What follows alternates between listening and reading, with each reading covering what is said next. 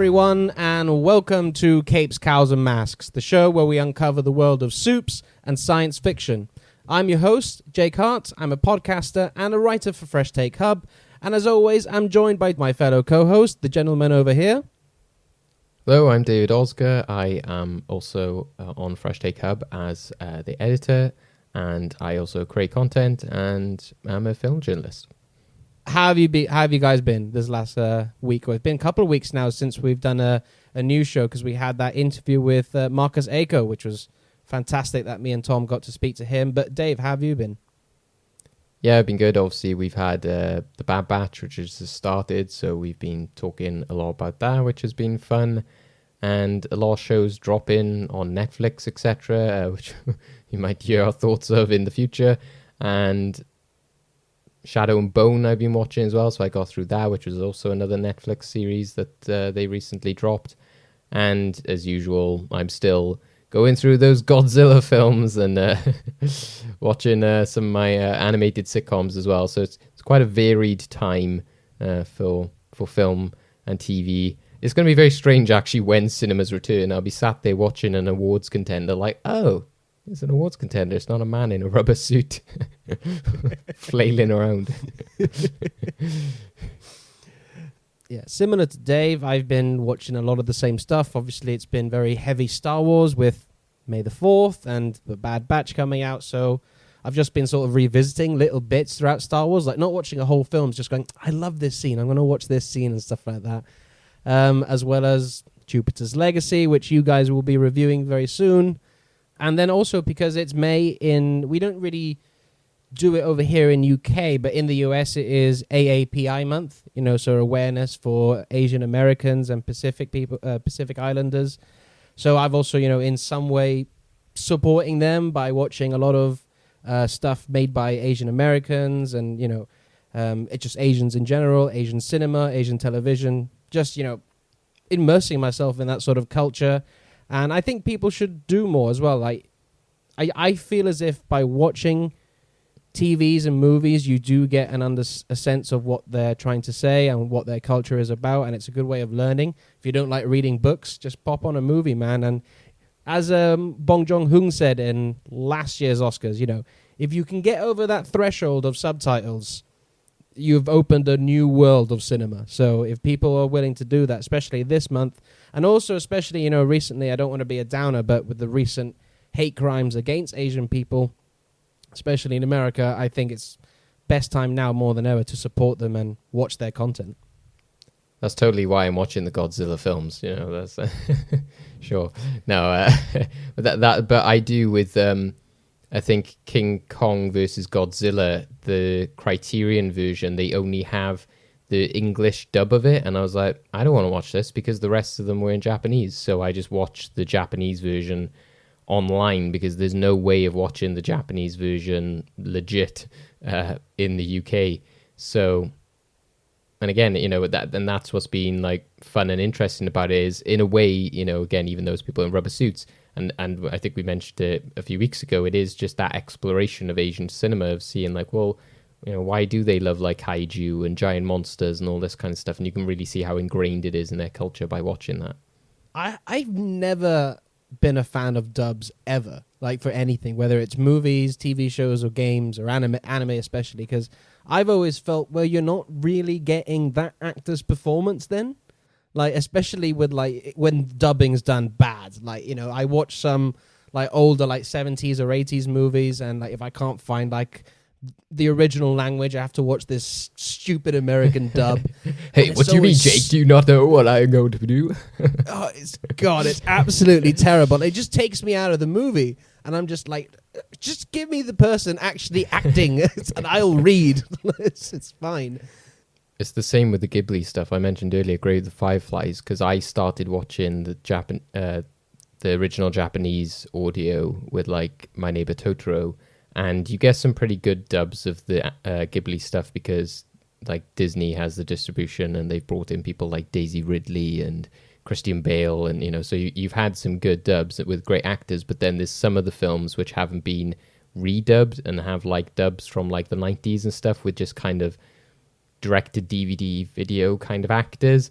And the person who plays the little girl in Grave of the Fireflies absolutely, annihilates that, like, what is great about that performance. Like, the Japanese actress, like, kills it. And then the person who does it is the dub. It's like, what are you doing? They just completely ruin that character. I watched it in bits after I watched the Japanese version. I was like, man, am I glad I didn't watch that version, because it's horrible. So if you ever watch Grave of the Fireflies, don't watch the dub. It is terrible. Wise words from Dave there. All right, so let's get into the news then. Tear up page 1, run that photo instead. Headline: Spider-Man, hero or menace? Exclusive Daily Bugle photo. So our first story, speaking of Netflix, is Sweet Tooth. So Dave, you actually pointed this out to me. You say, hey, have you seen this? And I was like, no, what's this?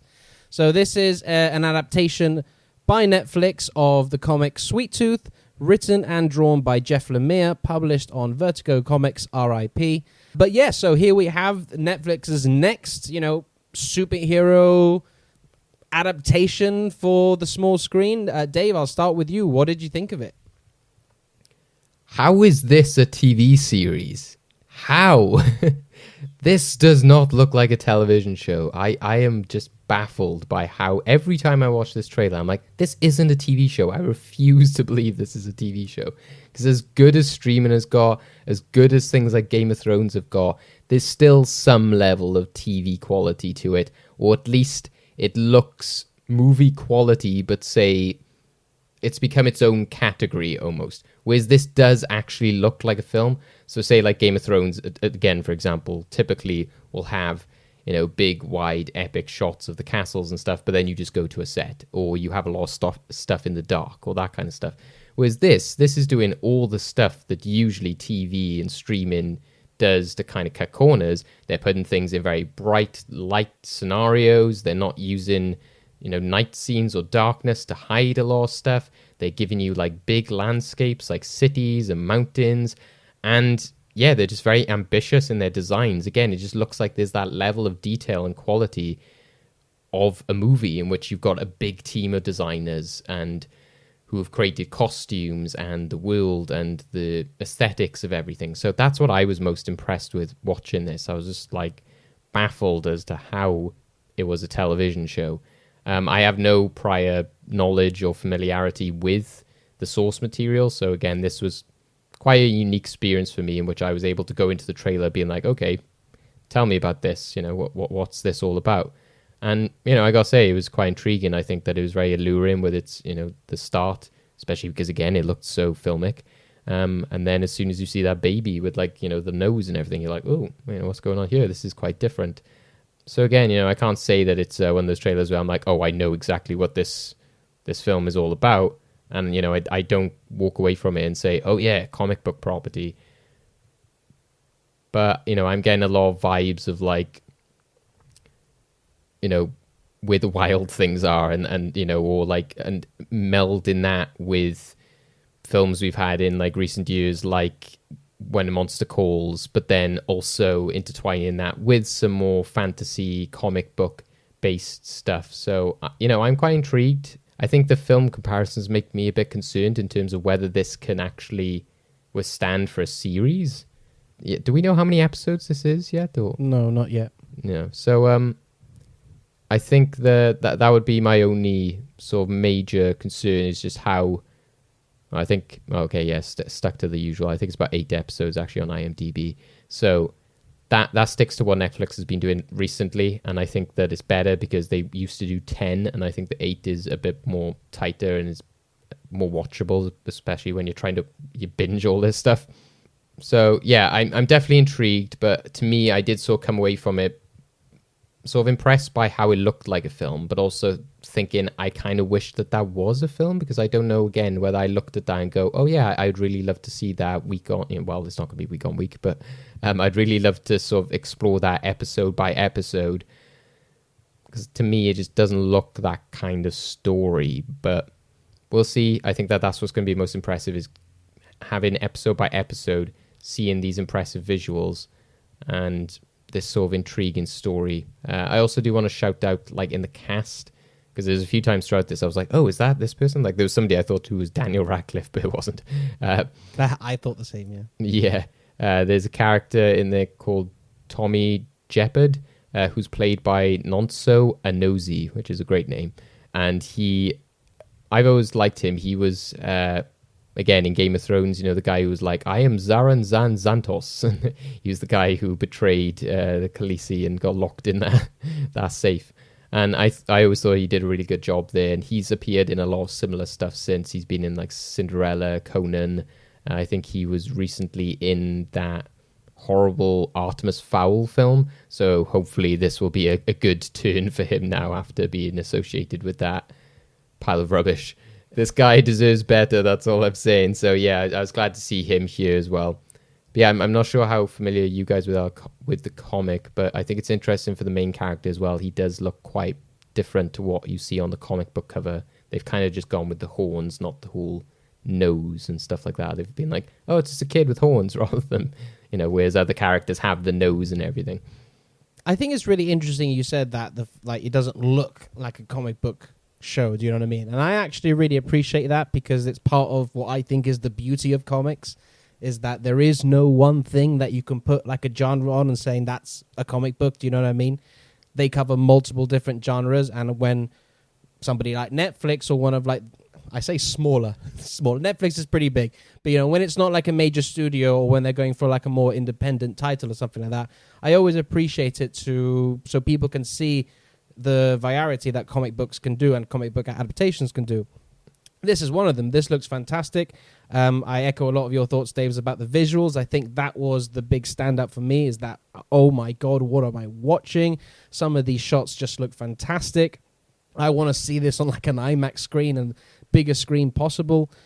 I'm not familiar with the comic book itself, Sweet Tooth, but I am very familiar with its creator, and that's Jeff Lemire. I love Jeff Lemire. Big fan of his work. His art style is so unique and very distinct. Like when you see his artwork, you're like, that's Jeff Lemire. So it'll be interesting to maybe go back to this and have a check, because I'm a big fan of Vertigo. I love pretty much every title they've ever released that I've read. So I'm looking forward to seeing this. And as for the story, it is like a small 2-minute teaser trailer. I don't really get much of what this story is going to be. But from what I've gathered, it seems like this somewhat of a coming-of-age story in like a very hostile world, post-apocalyptic sort of thing. The visuals of like the kids with all like the antlers and stuff like that. And I like the world building of like, oh, we don't know what came first, the children or the virus. As soon as I heard that, I was like, ooh, you're talking about a virus in a TV show. Like, let's wonder how that's going to go down. But yeah, I'm quite intrigued. I wouldn't say I'm excited to see it. I'm not like, oh my God, I can't wait to see this. But the visuals and the fact that it's a Jeff Lemire property gets me excited enough. And if it is 8 episodes, those like sort of fears of like, can they keep this up for that many episodes, is less worrisome, because the budget is spread out less, if you know what I mean. 4th of June, so it's not too far away. But again, that's what makes me just confused about why next, I'm not going to go on to this rant, but Netflix scheduling, again, why put 2 comic book properties together so much? And when this looks that good, why didn't you just build up to it a bit more? Why didn't you be like, hey, like get ready for Sweet Tooth, rather than being like, hey, here's one superhero thing, here's another fantasy thing, here's another fantasy thing. So I wonder how successful this is going to be as well, considering the struggles that Netflix have actually had in terms of making an impact with certain shows, in terms of trending and immediately getting cancelled with a lot of them, especially now that they are in direct competition with Disney, who are bringing out these Marvel shows, etc. And this will essentially be Loki's kind of rival, I guess, in some ways. No, I agree with you. I think I don't think they're going to change their model, because it seems to have worked for them. They've obviously the biggest streaming service out there, and they've got every subscriber I think possible that you can get in the world where Netflix is available. So I think it works for them, but at the same time, I do think their model is, let's just throw it out there and see what sticks, throwing ideas at the wall. And this seems like another one of those, like you said, with the release of Shadow and Bone, then Jupiter's Legacy, and now this. It's like, I haven't really seen any marketing towards any of these shows. Like, I haven't seen, like, you know, I know it's, you know, people hate ads on their Twitter feeds and stuff like that, but you want to, that's how you know a film or a TV show is coming, because it's all over your social media. And I haven't seen anything apart from when this trailer was announced. Like, here's the trailer. I was like, cool. I haven't seen anything since, and it's meant to come out in what, a couple of weeks? 2 weeks? Well, they do rely so heavily on that algorithm, don't they? And again, I'm not saying that the binge model, again, I think that's just maybe more of a preference thing, but it's just the fact that they're so close together that they aren't building much hype for it, and they're just sort of muddying the waters by putting a lot of series together. And also, like I said, I was speaking to Steph, who was on our Falcon and Winter Soldier reviews, and he said with Shadow and Bone, I'm not continuing this series until they renew it for season 2. And I'm like, yeah, that's a good point, because you could go into these Netflix series these days and go, what is the point? I don't know if it's going to be renewed, because as you said, they keep throwing it at the wall and seeing if it sticks, and you don't have any assurance that they're going to stay with it. To me, okay, something like Falcon and Winter Soldier is not going to sort of probably fail. But even if you say something like, I don't know, that Mighty Ducks show that they put on Disney Plus, you'd think, well, Disney probably has enough faith in it to at least give it a second season, or, you know, they wouldn't sort of invest this much money in it, or they wouldn't sort of bait the nostalgia. They'd want to create a franchise for a reason, so they would at least give it the room to become popular with 2 or 3 seasons, not this kind of like, well, if it doesn't succeed at season 1, get rid of it kind of thing. And that makes you not want to watch it. You're just like, well, I could invest 8 hours of my life for nothing. You know, there could be a cliffhanger at this end of the series, and I never know what happens. I'm getting PTSD vibes from Dark Crystal, Dave. Yes. All right, so let's move on to the next bit of DC news. And the Green Lantern Corps HBO Max TV series is underway with casting, and it has cast their Guy Gardner, and that would be Finn Wittrock. He is most famously known for appearing in American Horror Story and The Big Short. Yeah, I'm not entirely too sure on his, his work. I'm not familiar with his stuff, but I will say, look, he's got an extremely punchable face. And I think you need that if you're going to be playing Guy Gardner. You got to have a face. Oh, I just want to hit that face. As for the redhead stuff, I get it.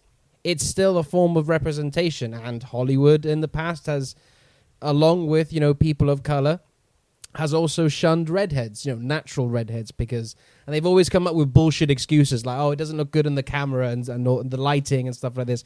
Fucking bullshit shit stuff. You just don't want redheads in the thing. You'd rather have a wig made to suit it your style. And they also have to make it actual red.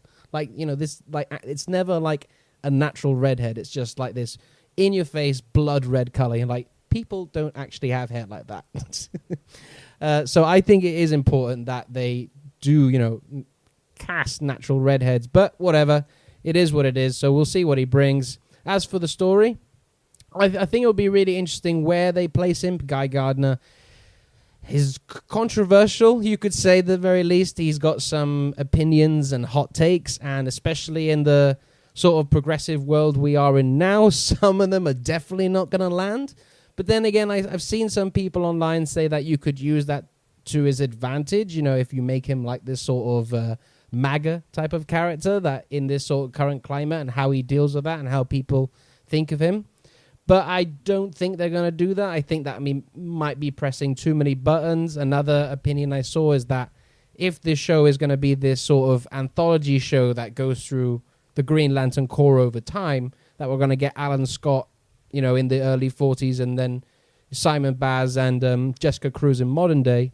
I think it would probably work better to put somebody like Guy Gardner in the 70s or 80s, where some of his views are, I think he would fit perfectly in the 80s. He basically embodies that macho action 80s type of masculine star that we've seen in Hollywood during that era. So I think that would be a good place to put him. But Dave, do you know much about Guy Gardner? Do you think he's an ass like me and Tom do? No, I don't know much about him. I think the most I've known is when they've sort of announced these series. I've seen like a few YouTube videos and stuff like, let me introduce you to all these different Green Lanterns, etc. So I've watched a few like history videos and stuff on them and seen them there. But that's about it. But I can see, so yeah, he was apparently in The Big Short. I can't really remember him from that, to be honest. There was a lot of just people with sort of 80s looks within that film, and just glasses, combed over hair, looked quite similar. However, he was in Judy, which I remember seeing him in, and he plays a kind of character which is very punchable within that film, who is called Mickey Deans. And again, Judy being the Judy Garland film, as you can imagine, with Renee Zellweger going, Mickey, Mickey, throughout the film. And like, he's this young guy, she's like an older woman, and she's in a relationship with this sort of young hothead in some ways. So I can see why they cast him in that sense, because he has a history of playing these kind of sort of rebellious characters. Also, I think if you see him on like some of his interviews with like Good Morning America, you can see how much of like a jagged look he has to his features, which kind of looks true to what I've seen of the drawings of the characters, or at least what you might want in terms of the appeal of the character. So as Jake said, you often get redheads in TV shows and film that don't look like natural redheads. So I'm thinking of like Archie, is it, in Riverdale, in which is like very clearly like a brunette person with like dyed hair. But a lot of girls, etc., will watch that show like, oh, you know, like swooning over him. And I think they've kind of gone maybe for the Riverdale kind of look. If you like, well, like I said, if you see him in casual life, apart from in it, because in his film roles, because he's played stuff in so many period pieces, he looks kind of different. But if you see him as he like normally looks, he has this kind of spiked hair, short sides, and then it sort of like amplifies like his sort of more jagged features. I could imagine them at just giving him this kind of like orangey crimson hair. So I can see that he would have that cocky, hot-headed look to him. But again, I do agree with you guys. I think the unfortunate thing you miss by not having a natural redhead is that, yeah, people don't have that actual color hair, but you just miss out things like, you know, freckles and just like the tone of the skin and all that kind of stuff, which I think is unfortunate. So, but in regards to the series, again, you know, I've said before that I'm not a big Green Lantern person, or not in terms of like the idea of it being like this massive group of people. So this show, which is like, hey, we're gonna have all these different ones, I'm like, you know, I'm still waiting to just have that one Green Lantern story and a good solo Green Lantern. So that's why I'm still a bit skeptical of how they're doing it. But to be fair, like I said, they're not doing it in a way of like, hey, here's 8 kooky aliens. At least they're doing it with more realistic human characters like, you know, Jessica Cruz, etc. So I could see him being an engaging character. I could see him being fun, but I'm still just concerned about the whole team aspect of it and whether you're going too early into that when we still haven't seen like a good Green Lantern on his own. Yeah, you raise a good point though, Dave, because there are a lot of fans, Green Lantern fans out there like you, who prefer like the singular heroes stories. But then there's also a big contingency of fans who like the core and all the mythos and lore that comes with that. Like Tom, you know, Tom's a big Green Lantern core guy. So I think, you know, I think it depends. Like, I think TV is better suited if you're going to adopt the Green Lantern core because you have a more sort of serialized adventure. But for the movies, I do think I'm with you, Dave. I would prefer a more singular hero story. But we'll see. We'll see how this TV series goes. And if it does well, they'll probably make a movie at some point. Just one of the films where he's just like, I am Green Lantern. Oh, isn't there a bunch of other Green Lanterns? Oh, yeah, they're over there. And they're just like, that just cuts away from them.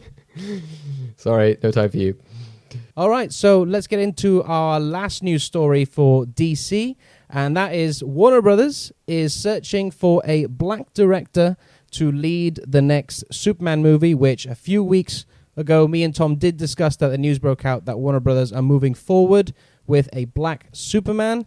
Some of the directors that the Hollywood Reporter is throwing out there is Stephen Cable Jr., you know, who did Creed 2, J.D. Dillard, who did Slight, Regina King, hot off the tails of One Night in Miami, and of course Shaka King as well, hot off the tails of Judas and the Black Messiah, getting a lot of Oscar and award buzz. But Dave, I'll start with you because you weren't actually originally with me and Tom when we first talked about this news about Warner Brothers wanting to do a black Superman. So first of all, what is sort of your opinion on how they move forward with that, with a black Superman, and what do you think of this sort of list of possible directors?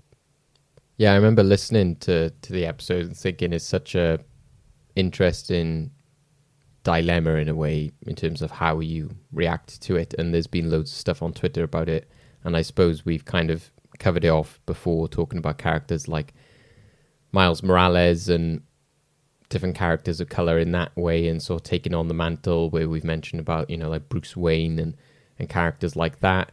So yeah, I think it's certainly interesting. I think that it does go to show that the rumors or what people were saying about Warner Brothers' relationship with Superman is clearly true, and makes a lot of sense that they were struggling with how to adapt the character for a modern day audience, because at the end of the day, that is true. You know, it's very much a very retro kind of stereotypical story. So how do you sort of translate that to something that's going to be more relevant today?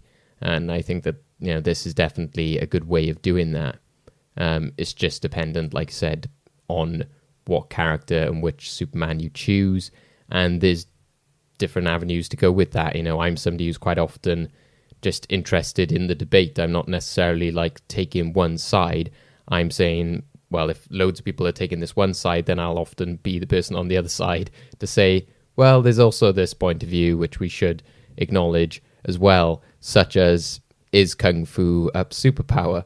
But yeah, I think, you know, the directors you just listed there, the ones who are considered, like, that's just a fantastic list. And it goes to show how important it's been to get this content and to get the recognition for these films, because otherwise we wouldn't have this list of directors if they weren't given the chance to have these films and these projects on show. Because, you know, anybody who was involved in any one of those films, you know, Judas and the Black Messiah, Creed, all those, you know, especially because Ryan Coogler has come from the Creed franchise. So for them, the person who sort of carried that on as well, you know, that's a very strong narrative. And Regina King has obviously become a massive sort of part of Hollywood. She was there starting up the Oscars. I don't want to say hosting, because obviously they had several different celebrities, but the fact that she did have that sort of moment in which she sort of like strutted into the train station in which they situated that event, you know, it goes to show what sort of powerful player she is within Hollywood at the moment. And she's really championed that change, especially because she's a part of the Academy and them changing up their voting rules and all that kind of stuff. So I think that from that point of view, it's very exciting. And yeah, I would just be intrigued to see where they go with it. You know, I can see people's point of view in terms of, you know, one, I think a lot of people still like Henry Cavill in the role and just wanted to see more of him. So again, it's not so much a race thing. It's just literally they will, you know, it's like Ben Affleck. They just didn't feel that he got the time to sort of play with that role and to have his own movie apart from just Man of Steel. And yeah, then there is the side of people who will say, you know, whether it should be Clark Kent, whether it should be Calvin Ellis. As I said, that, you know, that is just a debate to be had. And it's whether, you know, we're going to be looking at the Justice League in the future, if they make a Justice League film, and whether it will be looking completely different to those comic book covers in which we see, which very much is like 5 white dudes and a female, or, you know, whichever team it is. You know, it might be a very different looking team. And if you look at something like Marvel, who's kind of done it more in the way of like, yes, we've adapted these characters traditionally in terms of those startup crew, but then we started to diversify as we did in the comics by handing the mantle on to these other characters, etc. So it's a tricky one, because DC is more of a Superman is the sort of base superhero, rather than just being like, you know, I am, and I'm Captain America. This is a mantle which can be taken over, especially someone like Black Panther, especially, you know, that is a mantle that's passed on through generations, etc. Whereas Superman is more of a kind of idea and a kind of just stereotypical idea of a superhero. So do you really need to sort of be like, well, there's this Superman, there's that Superman, there's this guy who's called this? You know, Superman is Superman at the end of the day, similar to how you just don't have different Batmen, you just have Batman, which is where DC differs to Marvel. So I'll be interested to see how it progresses. Like I said, I think, you know, if you've got that talent involved, then I'm very excited, and I think that it's a change that does need to happen, and there's a lot of people who are arguing for it, which have very good reason to do so. So I think that it would be quite refreshing, and I look forward to how it progresses. Yeah, I think this is a unwinnable situation, whichever decision Warner Brothers go for, because I think you're going to have criticisms on both sides. And I've seen a lot of the criticism, and I have to give merit to both sides, you know. There's a lot of validation in thinking that people want to see Clark Kent, you know, as a person of color. You know, there's a lot of validation in that for young boys growing up to see the Superman with the same skin complexion as them. But then again, there's also very valid arguments that people say, well, what about this completely original character that has his own strengths and weaknesses and a different point of view to how Clark Kent / Kal-El would think?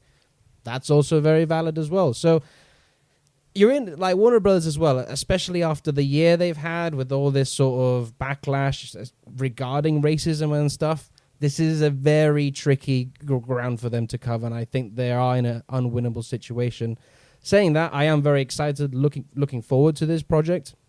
I do think it's a good decision to give it to a person of color to direct this film, because there is J.J. Abrams producing this. You don't want J.J. Abrams directing this movie, so it's good that you're going to get people of color to direct this, and especially the names, man. Like, I would be really interested to see, particularly either Regina King or Shaka King, to see what they do with Superman, because that would be so interesting. As well, Regina King was just in Watchmen, so she's dipped her feet in the superhero genre. She knows how it sort of operates. She's worked with Warner Brothers.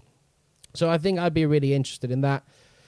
But in regards to how they move forward with it, I don't know. We'll see. I'm like you, Dave. I'm more interested in the debates. I don't really have a preference. I'll leave that to other people if they want to sort of decide which side they lean on. I think more. Personally, sorry, just quickly, I just want to say, I think personally for me, in terms of if they want to really sort of nail that actual debate, is that for me, I don't think it needs to be Clark Kent. But I'm not saying that means that it's like, oh, it's this different character from Earth 2, blah, blah, blah, blah, blah. Give him the Clark Kent storyline. He's, you know, a son of Krypton, his parents put him into the cradle, all that kind of stuff. You can do the Clark Kent story. But I just think, personally, I'm not very attracted to Clark Kent as a character. So I just don't want to see this character of color, I don't want to see this actor of color come into kind of what I think of as quite a boring white person role. So you just don't want to already have him have the weight of being quite a boring character.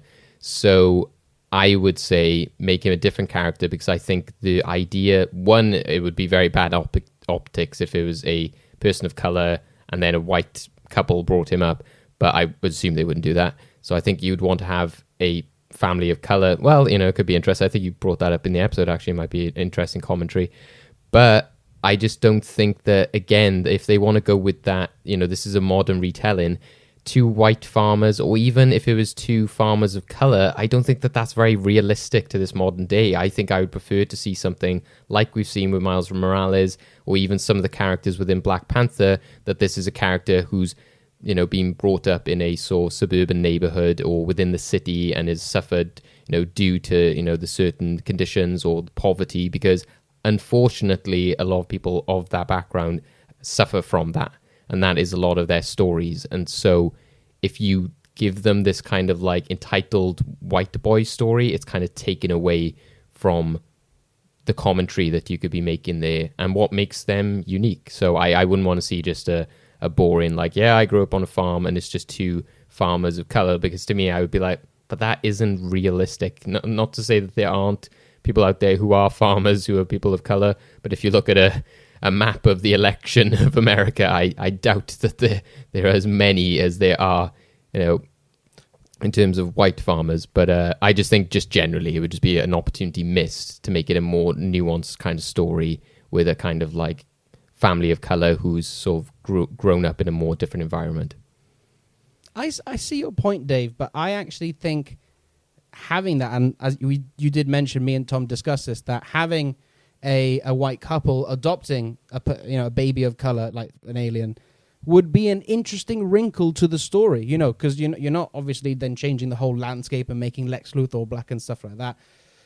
You know, you can, I think it just adds an extra layer to the story, and the Clark Kent that you're thinking of, will be slightly different because of his experience as a black man, and especially if you're a black man growing up in Kansas, where, as you mentioned, it's predominantly white people with, I don't want to sort of cover a whole state over, but a lot of them have a certain way of thinking towards people of color. He would go through a much different upbringing than a white Clark Kent would. And Clark Kent has always felt like an outsider. So imagine adding that extra layer. I just think it would be interesting. But again, your argument is so valid about wanting to see a new, fresh, modern take. Imagine if he grew up in the city or something. And I almost agree with you, because I think that it would... I just don't want to see, if they do the farmer thing, that he grows up and he's all fine. And yes, he's been a bit bullied, but it's nothing to do with like his race or anything like that. And then he goes and works in the Daily Bugle. You just don't want to see him take the exact same journey, because what's the point then at the end of it? Because you're just lumbering with those comparisons.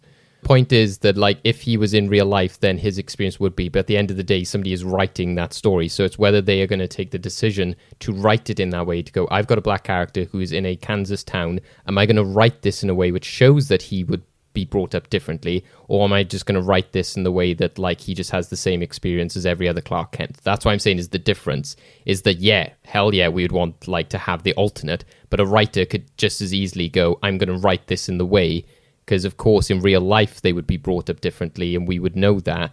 But at the end of the day, this isn't a documentary. This is, somebody has written this so they could easily write it in a way that is just the same as every other Superman story. And that's what I don't want.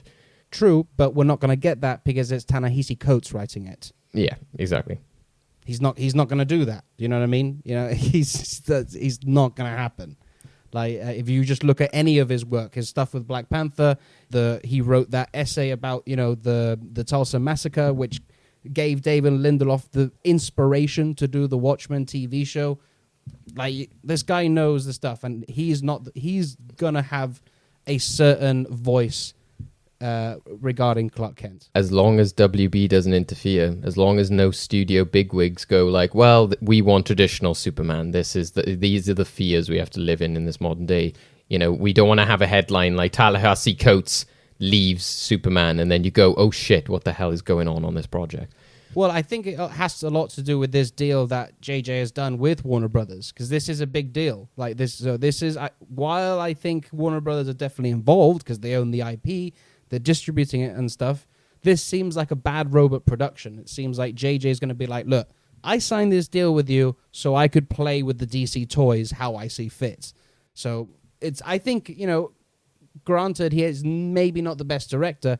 You can't deny what he's like as a writer and as a producer. So if he wants to, like, spawn the DC franchise in his way and he signed this big deal, I think Warner Brothers should just, let him do his thing. Like, especially if he's bringing in people like Ta-Nehisi Coates to write the scripts and stuff, and looking at some of these directors. Come on. Like, yeah, well, they're meant to be creator-led, isn't it? From, the fact of, like, Joker, Aquaman, all these films, they say they put it in the hands of the creators, so they need to stay true to that as well.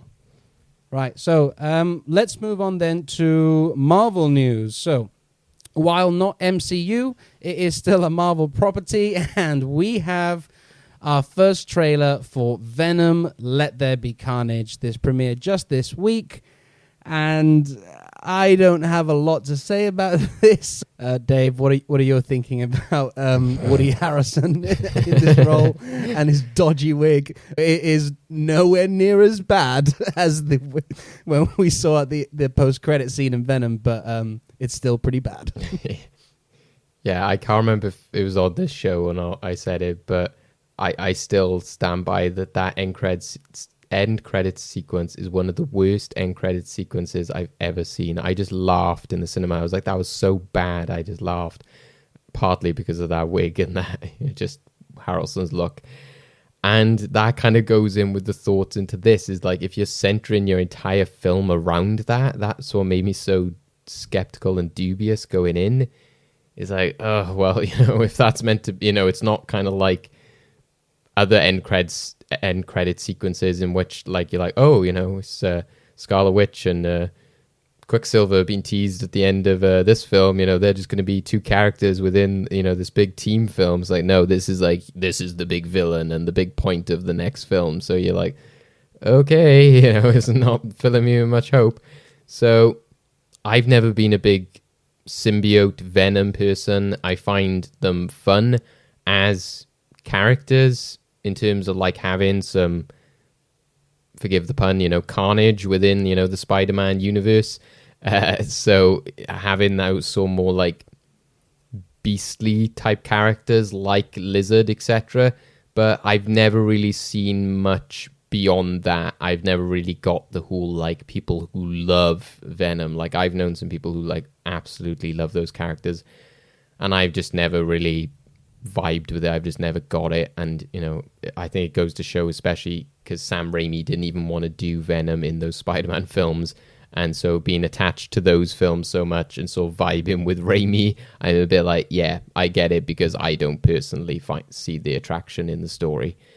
And that's what made me really dubious about a solo film, especially, is because you're not even using the whole Peter tackling the symbiote and then seeing Eddie Brock's or deal with it and their rivalry. To have this like lone character seemed kind of strange to me. And I don't think we've ever seen a buddy cop film in which the buddy lives within the other buddy. So this, I don't think you can compare this to anything. It's so weird.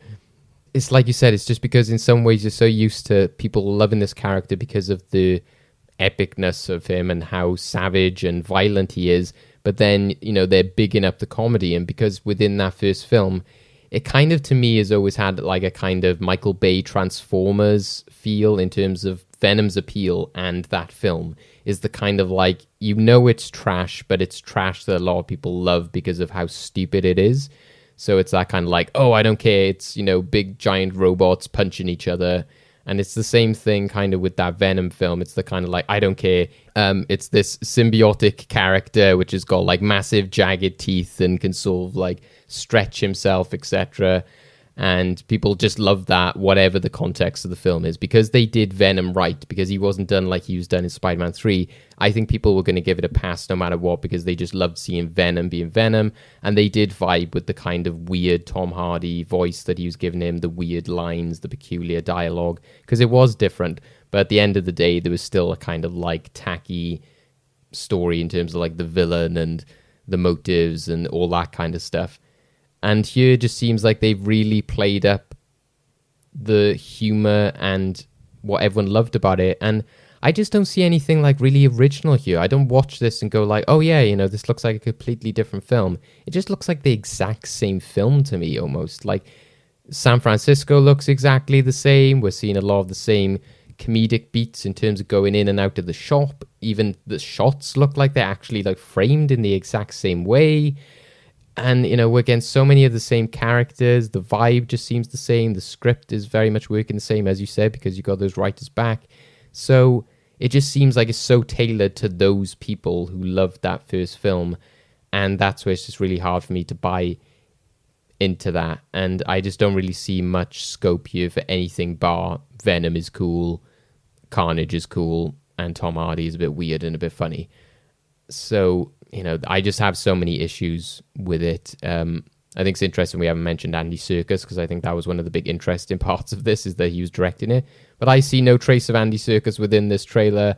So, and then the fact that like Stephen Graham is in this as well. When I saw him in the trailer, I was like, oh God, no, not this guy. Because don't get me wrong, this guy's done some good work. I think he was in Little Boy Blue, which was like a TV drama, did a very nice job there. He was originally in This Is England, which is great. But I don't know if you've heard this or not, but he was in Murders at White House Farm, and he does the most appalling cliche Welsh accent I have ever heard. It's like this northern guy doing like a North Welsh accent, and it is cringe-worthy as hell. So ever since I saw that, I now seen him in this film as Detective Mulligar or whatever his name is, and he's there with the bugle and he's looking all like cross and angry. I was like, I'm not getting good vibes from this, especially when you're there against Woody Harrelson, who is also an actor which I have a lot of problems with. I love him in certain films. I think he's a great actor, but I do think that sometimes he just plays Woody Harrelson and that he's just this weird country dude, and I think that just makes him a really distracting presence within a lot of films. And that's why I have a lot of issues with him. So I'm not big on the casting either of this. So Yeah, very dubious of this. This is not even something I'm like, yeah, I'm going to go see it opening weekend because I just don't find anything that looks that interesting. Though I will say I did like when Venom said ketchup and squirted the ketchup. And I didn't mind the joke about him, like the way he greeted the shop owner, where he's like, oh, he's saying hi, by the way, like when he says it in like a different language or something. That was quite funny. But apart from that, yes. Yeah, I think pretty much you're hitting all the points I would have hit, Dave. Like, first of all, I'm not a big fan of the Venom and Carnage characters. I never saw the big appeal of them. So going into the solo film, I was like, I don't really care for this character. And the fact that they were removing Spider-Man out of his story, I was just like, well, then how are you going to... That doesn't make sense. Like, the symbiotes, it's Spider-Man. Like, it's core of the character. I was like, I don't know how you're going to do it. I saw it. That film is what it is. It's just not my cup of tea. But there's a lot of people that do really like it. The vibe I got from the first Venom film, and like they amped up to 11 here, is like this weird 90s action sort of buddy cop adventure sort of thing. Yeah, it just feels so 90s, and because obviously Venom is a product of the 90s. He's so 90s, like the character itself. But it hasn't aged well, like for me anyway, like how they're trying to make this movie. Like I'm happy if you want to homage the 90s, like we saw like Stranger Things homage the 80s and stuff like that, but make it in a modern way, homaging the 90s. Don't just like make it as if it was made in the 90s. So all the action just doesn't land for me. All the humor doesn't land for me, which is very interesting because that was actually my favorite part about the first one, was the sort of banter between Tom Hardy and Venom. The fact that, and Tom Hardy's doing the voice as well of Venom, so I like he's got good chemistry with himself, you could say. And I did really like Tom Hardy's performance as the character. I was like, okay, he is somewhat making this film watchable for me. But then going into this trailer, I'm like, you just amped that up to 11, like to a cringeworthy, I don't like how this humor's playing out. I don't like the action. And I also really don't like Woody Harrelson as the character. I think he was really miscast. I do not get this weird voice he's doing. Like, hey, Eddie. Like, I was like, what the hell? And saying that, like, we're linked. And you're like, how? Why? How are you linked? Like, just like, so yeah, it's all a bit, I don't know about this. And I'm like you, Dave. I don't know if I'm going to rush to see in the cinema for me. But this, like I said, like this clearly has a following. The first Venom made over $800 million. That's nothing to sniff at all. Like, that's huge. So clearly there's a big market for these films. But we'll see. I'll still give it the benefit of the doubt because it's Andy Serkis. But like you said, Dave, where is Andy Serkis' style or influence coming here? This feels like a product of Sony. Like, just like it feels like it's the same director, which I'm glad they got rid of the director. Don't get me wrong, but you kept the same writers when really that was the big issue, was the script wasn't quite there, and then you butchered it in the cutting room floor. And I also think that's something that is the rating of this. You know, a part of the problem of the first one was the rating, that it was butchered on the cutting room floor to get rid of all the R-rated stuff. Tom Hardy has even been on record saying his favorite scenes from the film were actually removed. So I hope they actually go, no, come on, let's just do this R rating. It's Carnage, for fuck's sake. Like, he's this serial psychotic killer. Like, come on. You gotta have him be R. It's like, if it's Spider-Man involved, granted, I know you can't make that R because you gotta sell it to kids. But if it's Venom bashing it against Carnage, just fucking do it, man. Like, just do it. Like, well, the fact it made the same sort of money as Suicide Squad kind of suggests that the audience was largely adults. So, but also what you said, Jake, we were saying before the episode, before we recorded today, about algorithms. This feels very like algorithm-y, like kind of like, oh, no, just follow the same beats of the same. Because you mentioned about the trailer as well, wouldn't you? Which I thought was a good point about like how stereotypical the trailer very felt. much, yeah. You got that song that they've modernized and the bwah coming in. It's like, come on now, like, come on. I think we also just need to mention, we haven't even mentioned what Carnage looks like. I felt that he looked like one of those kind of, you know, the fan posters where they take Venom and just put a shade of red on him. He just looked like a fan kind of poster, just like a mock-up of like something they've taken from some design and just implemented that in it. It just didn't look at all interesting to me. And it also looks as if we're like going down the same road as the same film, because we got that like woman in the cage thing. And I'm like, we're not getting more like Venoms again, are we, like in the first film? Because it's like, because that was the problem the first time around. It was like, there was hardly any distinction between, what was the Venom villain? What was that one, that symbiote? Oh, it was Riz Ahmed. Oh yeah, but what was the actual like? I don't know. It's some other name. It's like Havoc or something. I know that's an X-Men character. But people said that they couldn't tell the difference between Venom and him. And you had all these other people who had been infected by it. So it just seems like they're kind of picking that up, being like, oh yeah, there were all these other people that they put the symbiote into, and it's to show them. And I'm like, well, it's just not interesting. They're just the same characters. It's the same thing of being like Iron Man versus Ironmonger, all that kind of crap. So, yeah. Right, so let's move on to a more successful studio that has Marvel properties, and that is Marvel Studios. Loki. So Tom Hiddleston had this little teaser thing where he was like, hello, I am Loki. And I am burdened with glorious purpose to give you the news that Loki will now be premiering on Wednesday, the 9th of June, and all following episodes will debut on Wednesday. So this seems like really good marketing and scheduling techniques to not conflict with the Bad Batch. And just as we were speaking with Netflix and their scheduling seems a bit all over the place, Disney and Marvel Studios seem to have this on point. But what are your thoughts? Yeah, I think it's really important, because even apart from the Bad Batch, if you just look at Fridays on Disney Plus, where, you know, for like stuff I'm doing in terms of writing and stuff, often I'll look at like, oh, what's coming up in June or May. And you look at Fridays, and it's just like this long, long list just for Disney Plus of like everything that's landing on that day. And granted, it might be like, yeah, Solar Opposites, Bad Batch, Mighty Ducks. They can all be different audiences, but it's just a bit bizarre when you could have that big new on Disney Plus section would be like 2 rows long. And, to reference Netflix, at least they've got the idea of like, what's the big film, what's the big series this week? They at least do space it out in that sense. They don't counter program with other services, but they at least sort of say, here's the one big series this week. They don't land 3 series at once. But obviously that's the benefit they have of just dumping a big series at once rather than like individual episodes. But that's why I think it's important that we do acknowledge how television has always worked, which is, Monday night is this night, Tuesday night's that night, Thursday night's this night. As a Heroes fan, you might remember I don't know what day it was, maybe Sundays or something. I was always like, ooh, new Heroes on Sunday.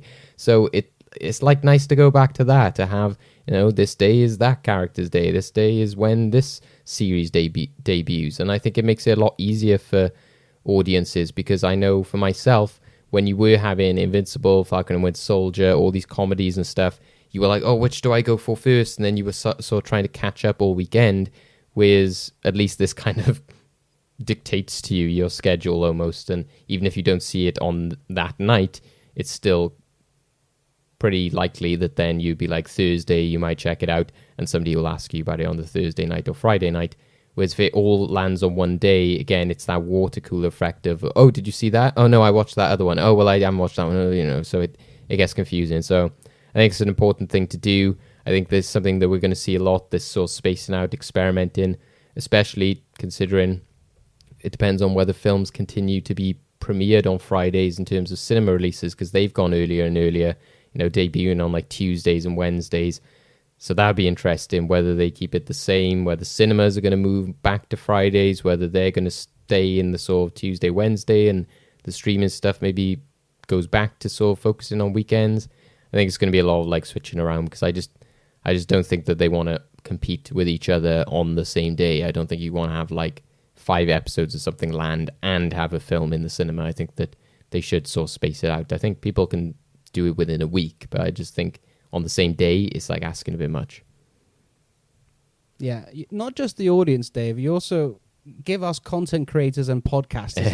Yeah, exactly. Yeah. It's dumping it all on us to go, oh, we got to review it straight away. gives me a chance to catch my breath instead of watching all these shows in the one weekend to be like, hey, Dave, have you seen this? We need to talk about this now. Come on, we need to... Yeah. So, yes, it is nice that we're just giving, this a midweek show. That's really nice. I can just watch that midweek, couple of days to think about it, and then do the show and stuff. It doesn't just save your breath; it saves like your voice. Because if you like react to something like "whoa," so, you might have like too much shouting going on at Fridays. Yeah, exactly. Think, Dave. Think. So I'm really excited, and it's just clever for me, like from Disney, the marketing team and the scheduling team. They're like, come on, we got to space this out. It can't, like Dave said, with all the other stuff, like the Disney Plus on Fridays is an avalanche at the minute. I'm just like, every time I go on them, I'm like, oh, this is new. I keep finding stuff. It's crazy. Me and Dave were just speaking about it the other day, like Disney Plus, the gift that keeps on giving, because I just keep finding stuff. I'm like, what? I didn't even know this was on here.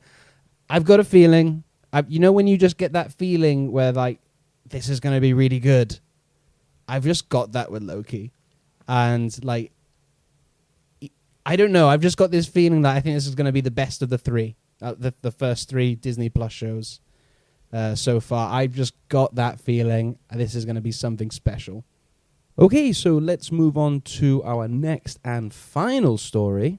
Dun, dun, dun, dun, dun, dun, dun, dun, dun. Oh my God. Marvel, just know how to get us, man. And they released this sizzle reel, you could say, called Marvel Studios Celebrates the Movies, where we get a basically look back at the Marvel Cinematic Universe that we've seen so far with this heartbreaking narration by Stan Lee. And I did check. I was like, oh, that is definitely Stan Lee. This was recorded in 2017, this piece of dialogue. Which seems incredible because it feels like it was recorded yesterday to be released today. Like, it's so like relevant to how we're all feeling now and stuff. So to see this, then to see that, audience reaction of people in the cinema seeing Endgame when Cap, says Avengers Assemble. Then we get all the new footage. We'll talk about that in a second. Seeing like the retrospect of the whole MCU, then seeing that moment in the cinema, basically saying we're nearly there now. And I don't know about you guys, but for me, just seeing this and seeing that Marvel Studios is like, we're right around the corner, cinemas are back. It's almost like for me as a nerd in my sort of geeky world to say, we're through this now. We got through this difficult stage. We're now back. Look, we've been really enjoying the last few months with WandaVision and Falcon and Winter Soldier, and I'm sure we're going to have great fun with Loki. But it's the movies, man.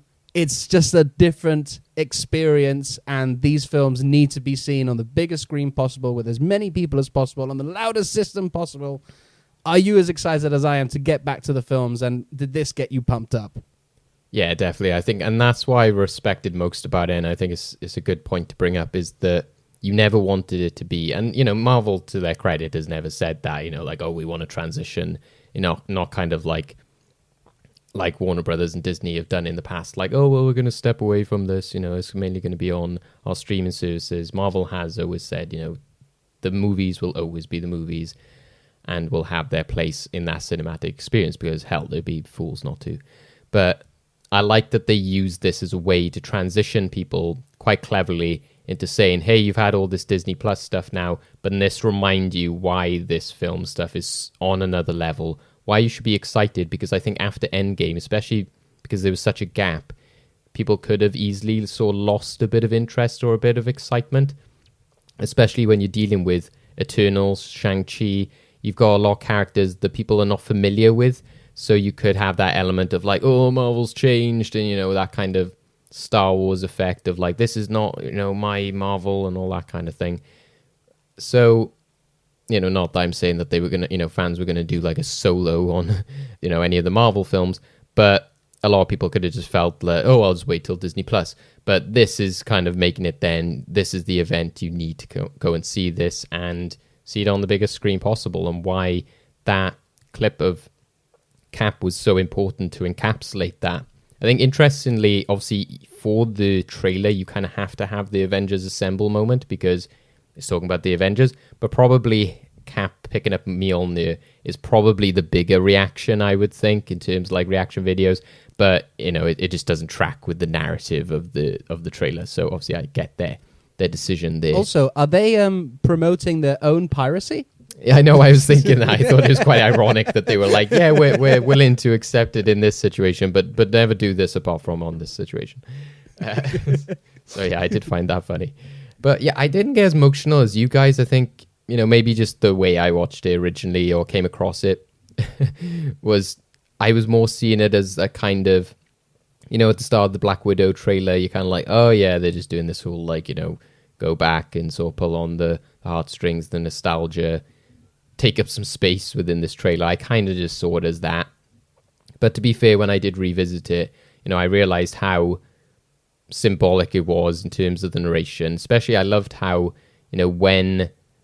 first of all, I always liked the "We Are Groot" scene being used. I thought that was very clever. But when Stan Lee is saying about being your brother, and then the fact that they show T'Challa and Killmonger, you're like, oh wow, what a powerful reflection to show in that moment because of the context of that scene, and the fact that was a big contention of that film in so many ways, and within that community of like brothers and all that kind of stuff, and then to like sisters, same thing with Gamora and Nebula, is the idea that they're very much a torn relationship. So I really like that as well, that they we weren't seeing just the conventional kind of stuff within the MCU, just Cap and Iron Man, Bucky and Steve, etc. We were seeing the more like unconventional, the newer characters, and the more like, I suppose, strained relationships in a way, which was quite refreshing as well. So yeah, that just added to the emotion of that, and really built up well to when they have that Marvel logo, because that's what we've had watching these shows, is like when that Marvel logo comes up, you're like, oh man, we're here, this is it. So I think that was very clever as well, is that once that logo came in, it felt earned, it felt justified. And I think a lot of the characters that we are seeing throughout this is definitely interesting, because a lot of them probably relate to the projects that we later sort of teased. But there's not much emphasis on Iron Man. That's often hailed as what started this entire thing and was a great film with a lot of merits just on its own, never mind just being what started the MCU.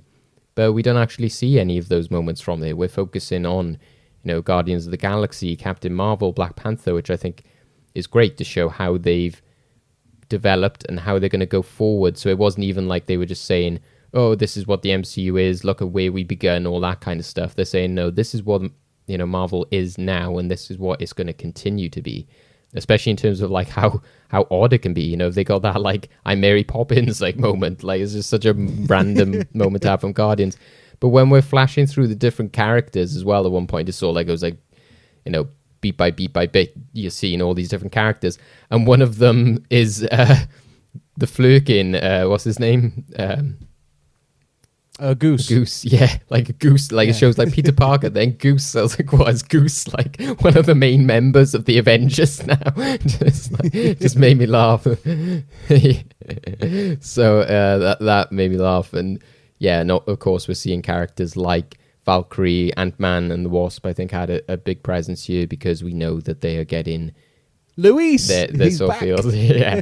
So yeah, it worked really well. It's a really nice trailer, and I think that it does its job, and it was a very clever piece of marketing.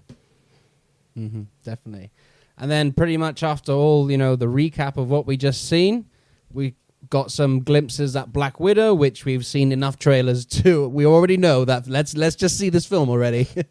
And then we also got some footage of Shang-Chi, basically the same footage that we saw in the trailer that was just released. But the big one was our very first look at Eternals. Now, wow, like from the 10 seconds of footage, maybe, if tops, we got of Eternals, I'm already in love with this film. It just looks gorgeous. Angelina Jolie looks fantastic. And I'm not really a big Angelina Jolie fan, but she looks great in here. Kumail Nanjiani just looks absolutely stacked. I can't wait to see him in action. Richard Madden as well looks fantastic. It just looks incredible. I am so down for this. Then we also got the title for the Captain Marvel sequel, which will be titled the Marvels, which will obviously include Captain Marvel, Monica Rambeau, and Miss Marvel. We get the title for the sequel to Black Panther, Wakanda Forever. So that's pretty awesome. And they had to name it that, didn't they? They just had to be that. Well, don't go saying that we expected that name, though, because to be fair, that's why I credited them at the time as like, that was what was awesome by you. Like, oh my God, why did we not think of that? No, I know. But I don't think it was obviously the original title, but because of everything that's happened, it just makes total sense that it would be called that. And then we've got confirmed release dates for Guardians of the Galaxy Volume 3. That's coming out 5th of May, 2023. And Ant-Man and the Wasp, Quantum Mania. That comes out 7th of February, 2023. As well as, glimpses of the other dates that we already knew. A lot of stuff to look at here, but I think the main thing that we're going to be talking about is the little footage we saw of Eternals. But what did you think? I'll get my sort of more negative one out of the way first. I wasn't big on the name of the Marvels. I'm sorry. Mainly because, again, I've always enjoyed Captain Marvel. I think that she's a character with a lot of potential. And I really enjoyed the first film. I don't think, structurally you can say, it's the best film in the MCU. But I think it's just got a lot of rewatch factor. And there's just a lot there which I enjoy and want to see brought in the future. I thought it was just kind of unfortunate to take their first big female character and just go, oh, they don't deserve to have a sequel named after them anymore. To just kind of go, oh, well, just all grouping them together now. I just thought it was a bit unfair that you've had Captain America 1, 2, and 3, Thor 1, 2, and 3. And here, why does Captain Marvel not to get to have Captain Marvel 1, 2, and 3? It seemed like a bit of a cop-out to me. And this was my biggest issue. It seemed like they were almost bowing down to the fucking morons. What have we called them in the past, Jake? The stupid people who are just like, oh, she's too woke, and oh, Marvel, the female character being overpowered. It seemed like they were bowing down to the assholes who don't like Brie Larson, don't like the approach of Captain Marvel, don't like the idea of a female heroine being one of the most powerful, didn't vibe with her film, and so angrily rejected it, trying to put down its RT score. So it almost seemed to me as if they were kind of bowing down to that pressure almost as well, of going, oh, let's not call it Captain Marvel again, because we don't want those fans to think this is the same film. Obviously they're not stupid, they know she's in it, but at least they can lure them in with other characters. So I just thought that was a bit shitty, that the fact that she doesn't get to have her own trilogy, and they are somewhat saying that she doesn't seem to be a good enough character to hold her own film anymore. I thought that, especially when you're bringing in two characters, which, again, as much as I love Monica Rambeau, ultimately those are two characters from television shows, so they are already leveling up. So to then suggest that they are now leveled up enough to sort of share a film with another big character, don't get me wrong, if Monica Rambeau had her own film, I think that she's leveled up enough from WandaVision to be able to do that. I think it's just unfortunate that it's been done at the expense of another female character to sort of lose her title from that film, if you will. So would you say Captain Marvel and the Marvels or something? Well, that would sound like a 60s girl band or something. The Marvelettes. Yeah, exactly. What I got from it was that maybe, in construction of the story and realizing how much of a role Miss Marvel and Monica Rambeau are going to play in this, is that it's not just Carol's film. It is all three of them. So that's what I got out of it. But having heard you say that, I didn't think of that. So that's something to consider as well. So yeah, good point, Dave. Also, I suppose they've got Ms. Marvel coming out, so maybe they just don't want to confuse people, because they're like, oh, well, if Ms. Marvel is in Captain Marvel, then, that might confuse people as to which one they're watching, especially when they're in the same film. Yes. So, I can kind of get it, again, from a marketing perspective, but at the same time, that's why it's got that nasty crutch of sort of bowing down to the idiots who sort of were against Captain Marvel as well. So yeah, but again, I'm still happy that those characters are there, and who knows, maybe, that maybe they just realized that this was more of a team film, and we'll still get a Captain Marvel solo film in the future. So yeah, apart from that, obviously, still loving to see, Doctor Strange and Thor Love and Thunder. Those titles look great. Seeing the logos so brought to life. Quantumania, I think, is still like, I'm still not sold on that as a title. Still not sold on Peyton Reed. I love it. It's a bit odd.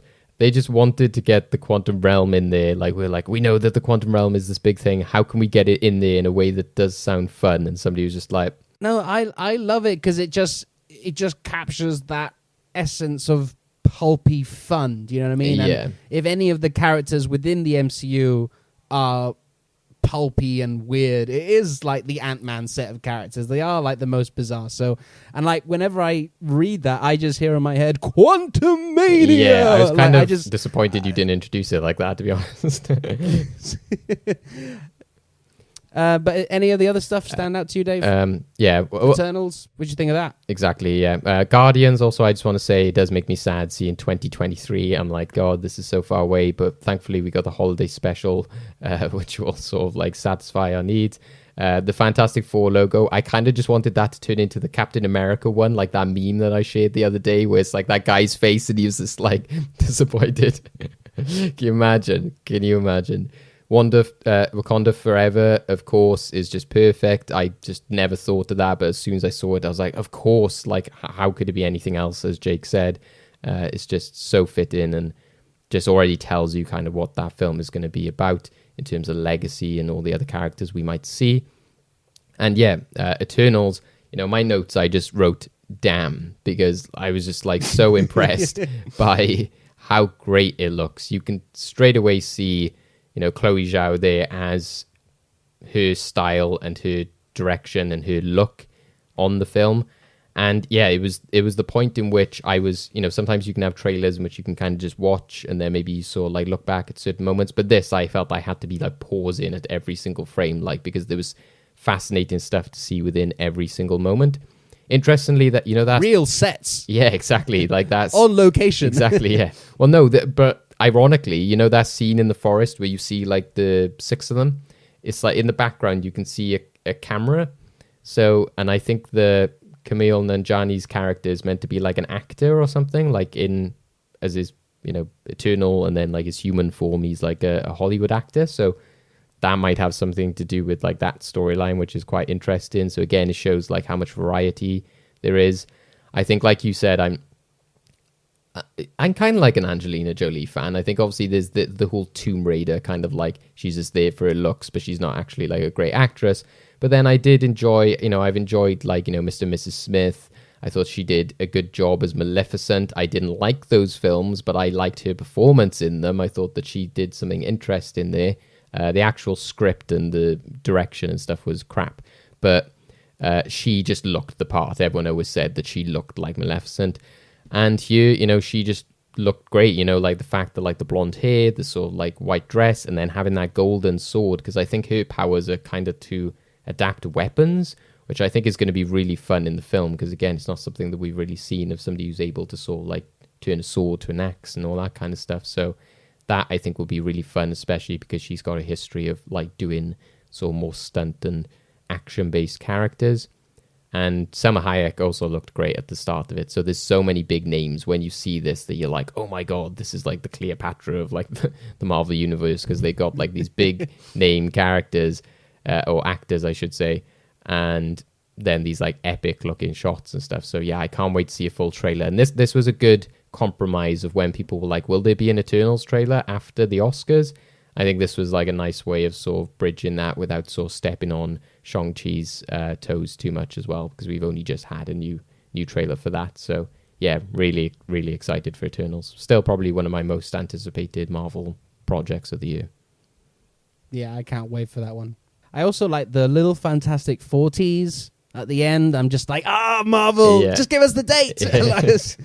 But judging, like, this is just, I'm just speculating here, but judging how the schedule of the MCU is panning out.